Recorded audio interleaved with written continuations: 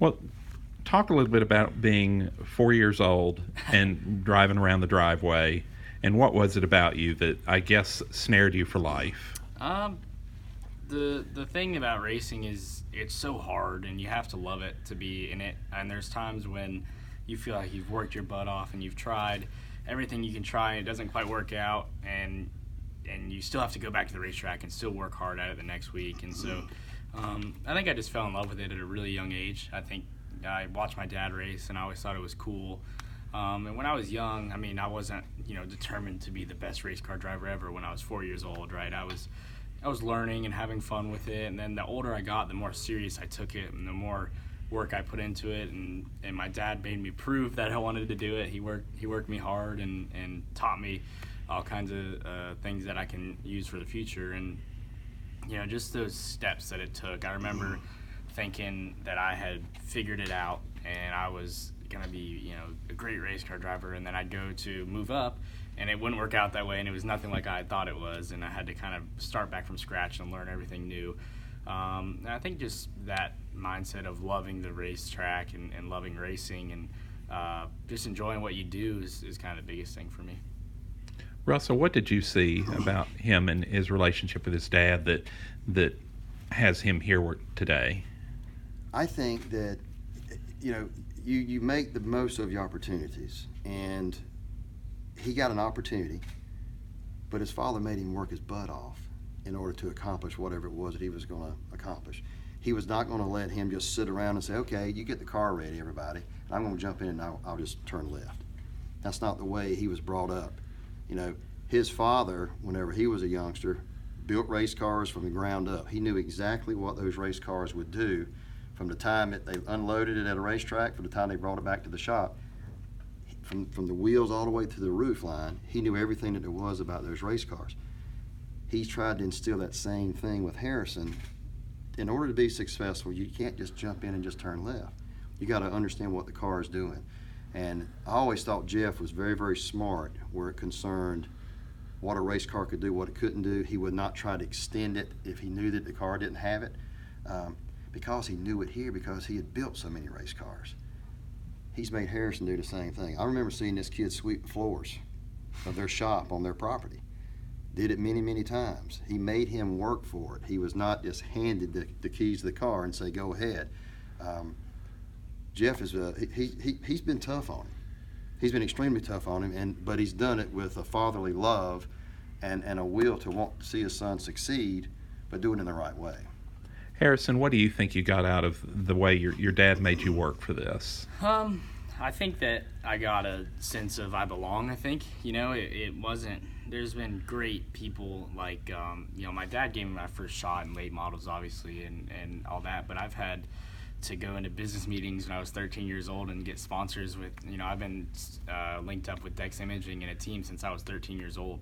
And carried them to my first Xfinity start earlier this year. So I think just that sense of working hard and feeling like you belong and proving yourself that you belong and winning at every level that you're at before you move up. I feel like you have to master what you're at, right? So it's tough to say, right? It's hard to go back in time and say, well, this is what this did exactly for me. And I think I'm just a product of all those days put together, I think, and the crazy stories of my dad used to throw tennis balls at me while I was driving around so I wouldn't get distracted. If I lost a tenth when he threw a tennis ball at me, then that was bad, right? So just stuff like that he did.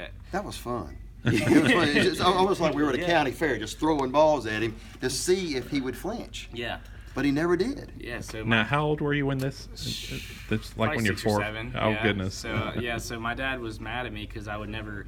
He thought I was getting distracted, right? And you're 6 years old driving a race car, so you're probably distracted. So I'm gonna teach you how to not be distracted. He just pelts you with tennis balls all day until you figured it out. Yeah.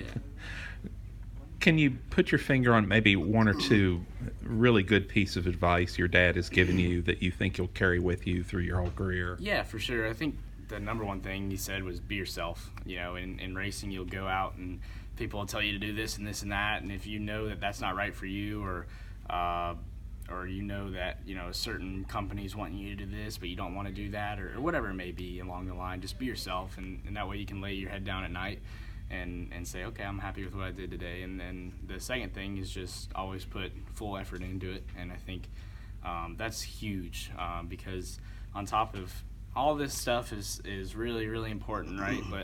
But the things that you get from it are really important. And so I think if you put 100% effort into it, it'll give more back to you in a way of friendships that you'll make with guys at the race shop or whatever it may be. And I've noticed that throughout my career as well. Russell, you mentioned you've known Harrison since he was born. What kind of pride do you feel seeing him become the type of person and driver he's become?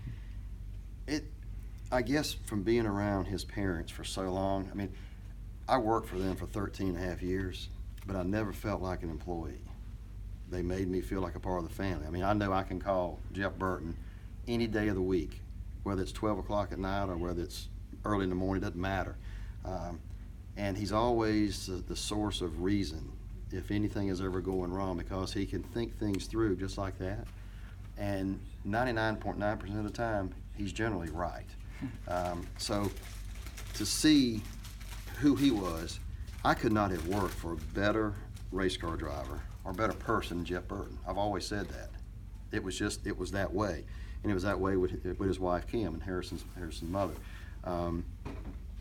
You know, there are times whenever a driver goes through a long dry spell, and I was with him whenever he went through a long dry spell. He was winning races galore in the late 90s and in the early 2000s, and finally 2001, the well went dry.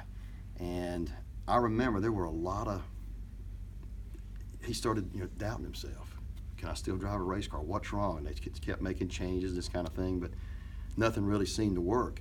And then he had a tough decision. He had driven for Roush Racing forever and had a lot of success. And so the idea was, do I keep where I'm at, or do I try something new to try to better myself? And so he made the switch over to Richard Childress Racing. One of the toughest decisions.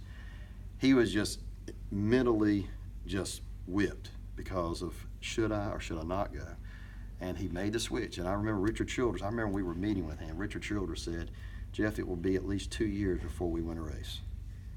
So in August of 2004, he left, and in 2006, September, they won at Dover. So his prediction, what Richard did, Richard's race team had just not done very well. They needed someone to come in and be a leader, and that's what Jeff was. I see everything he instilled in that race team then, he's instilled in this young man. This is just a good kid. Has never had a silver spoon in his mouth, but he's taking advantage of whatever opportunities that he's had. And does it make me proud? Absolutely. I mean, again, I hope, I'd love to see him win our race here. I'll try. Yes, sir.